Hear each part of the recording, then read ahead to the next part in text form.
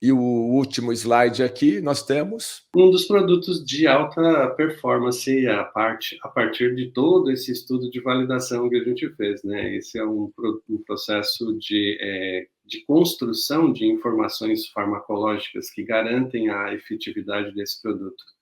Esse é um produto comercial chamado Citoprópolis, que utilizou grande parte das nossas pesquisas para validação das suas informações técnicas de aplicação terapêutica. Produto que tem alta performance, tem 700 miligramas de um extrato concentrado das duas frações mais ativas da própolis, a fração aquosa, que contém substâncias antioxidantes naturais fantásticas, e a fração etanólica, que contém os princípios ativos, incluindo aí o artepilim, que tem as propriedades anti-inflamatórias, antitumorais e antimicrobianas, e que fazem dessa formulação de alta performance uma referência hoje no tratamento de inúmeras patologias.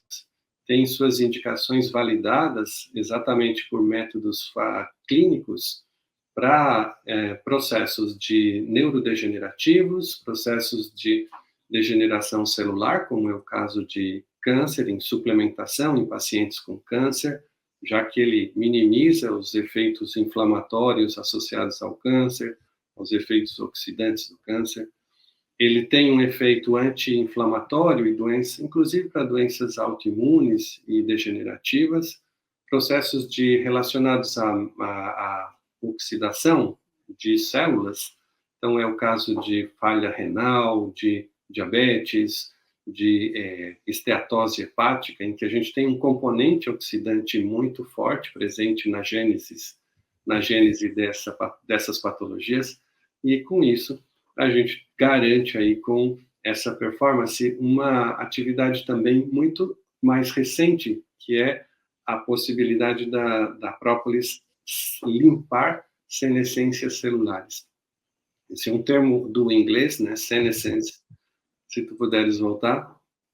Além das propriedades antioxidantes e anti-inflamatórias, a propriedade de limpar senescências celulares. Aquelas células envelhecidas que ficam localizadas nos tecidos, impedindo o funcionamento ideal, a própolis é capaz de removê-las e garantir aí como uma terapia senolítica a melhor performance do tecido dos pacientes que estão em processo de envelhecimento. Por isso, ela também é um anti-aging, né? Um anti-envelhecimento, porque ela suprime todas essas células senescentes do ambiente tecidual.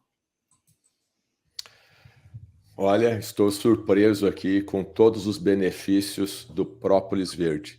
Você viu que tem ali uma marquinha R, né? Então, esse própolis verde aqui, ele é diferente do própolis que às vezes a gente vê aí na esquina, vendido de forma sem nenhuma patente. Tem diferença de própolis aí no mercado, professor?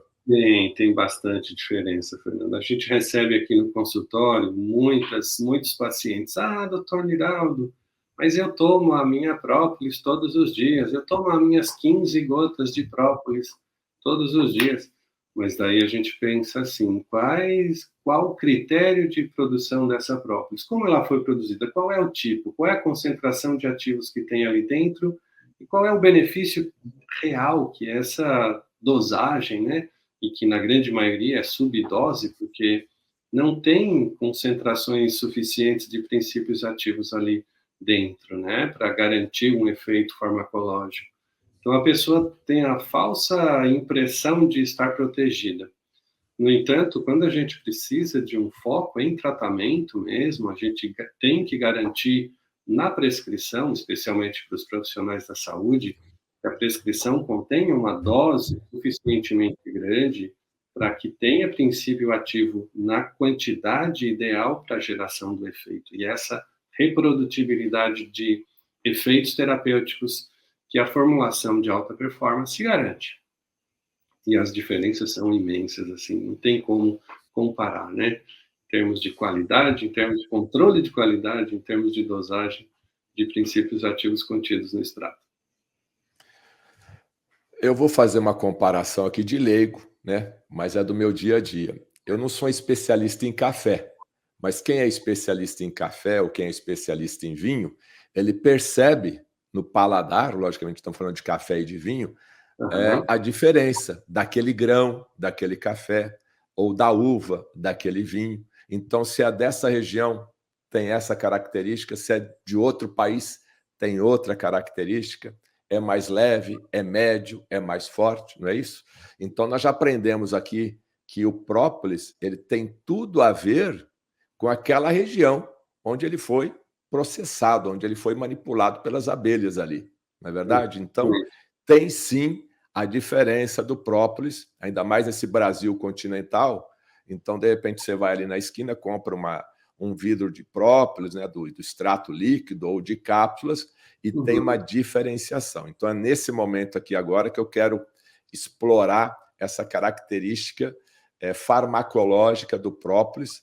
A gente vai ser breve, porque a gente já está chegando aqui ao final da nossa live, para podermos entender o seu cuidado ao escolher o própolis ideal. Mas antes de você falar, professor, dessa questão aí da dosagem, da concentração, mata uma curiosidade minha. Claro. Já que você falou tanto do japonês, do Japão, como que é utilizado o própolis verde lá no Japão? A própolis lá, só para a gente fazer uma correção de gênero aqui, a própolis é a própolis. É a própolis, tá certo. É. Aprendi aqui. Obrigado. Normalmente todo mundo fala o própolis, né? Mas quando a gente vai pensar em termos de gênero, é a própolis mesmo, é a resina da própolis, né? E tem que respeitar o gênero, hein, pessoal? É a própolis, hein? Pois é, então, respeitando o gênero, vamos falar de a própolis. A própolis brasileira, então, tem uma aplicação internacional muito, muito antiga, pelos próprios benefícios reconhecidos pelas outras culturas, né? Especialmente o Japão já descobriu isso na década de 80, quando eles buscaram e descobriram a própolis brasileira. E desde então são os principais importadores de própolis. Lá eles usam própolis inclusive em protocolos terapêuticos intra-hospitalares.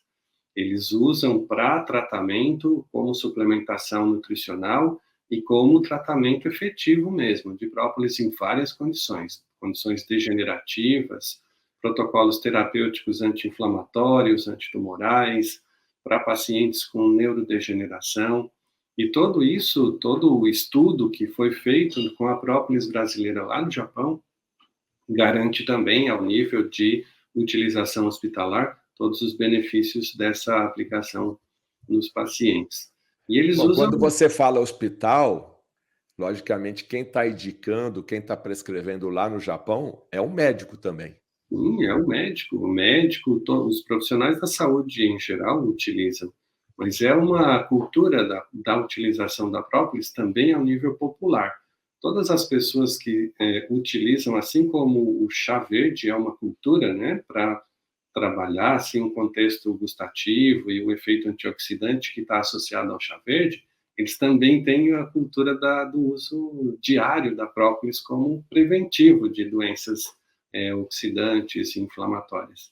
Mas ao nível hospitalar, eles prescrevem de fato a própolis. Então, lá existem algumas indústrias especializadas também na conversão da própolis na forma de extrato para formas farmacêuticas, por prescrição, e muitas vezes eles importam mesmo as nossas formas farmacêuticas já industrializadas aqui, especialmente a citoprópolis, que tem todo um contexto de validação científica agregado a ela, né? A comunidade japonesa, a comunidade médica, é muito rigorosa, né? E o governo também. Então, ele só permite a importação de própolis final com todos os processos de garantia de qualidade, né? Todos os good manufacturers de practice da produção industrial da própolis. Então, tem que mostrar todos os mecanismos de controle de qualidade, senão não entra. Então, esse é um critério bem interessante de seleção. Só para a gente finalizar aqui a questão do protocolo hospitalar lá no Japão, isso são informações básicas, tá, pessoal? E a gente também não pode aprofundar muito aqui, porque a gente está no Brasil. Mas lá, então, desde um paciente que entrou gripado, com às vezes, um problema ali pulmonar, respiratório, até um paciente que já está lá com problema de tumor, né, tumor maligno, o própolis ele é indicado desde de uma doença leve até uma doença mais complexa lá no Japão? Exatamente. Lá eles empregam, assim, dependendo da condição fisiopatológica do paciente, eles têm um protocolo de dosagem específico. Então, tem as dosagens para manutenção do processo imunológico, por exemplo.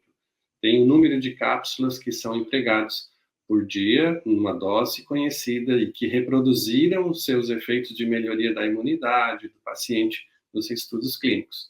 E eles têm doses de adequação para cada um dos processos terapêuticos. Então, para protocolos de suplementação em câncer, por exemplo, uma formulação como essa, os protocolos lá chegam até 12 cápsulas diárias, 16 cápsulas diárias, porque as doses que precisam ser consumidas para estabelecer um mecanismo efetivo, validado terapeuticamente, do princípio ativo antitumoral, precisam dessa concentração do extrato exatamente para ter esse efeito de supressão do tumor, supressão dos quadros degenerativos.